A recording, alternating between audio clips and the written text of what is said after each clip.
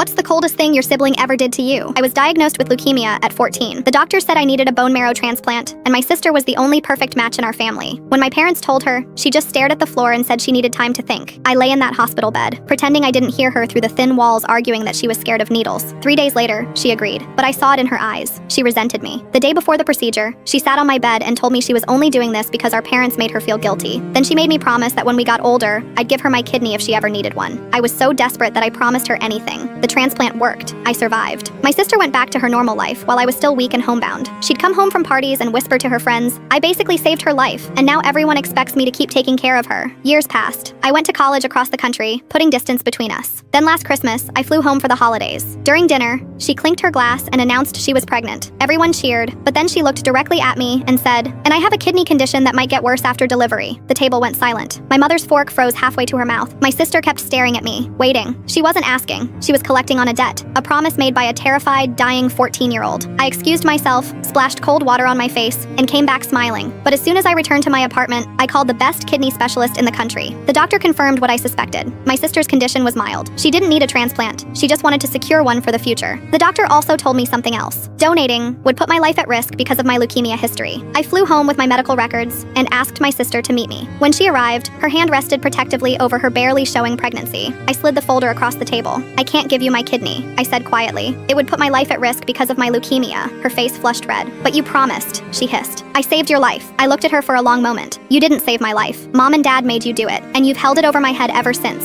I never asked you to save me. She started to argue, but I cut her off. I've registered as a bone marrow donor. I've donated 3 times to strangers. I've saved 3 lives, and I never asked any of them for anything in return. Her eyes widened as I stood up. I left cash on the table and walked to the door. Then I turned back and said, the coldest thing isn't what you did when we were kids. It's that you're still doing it now.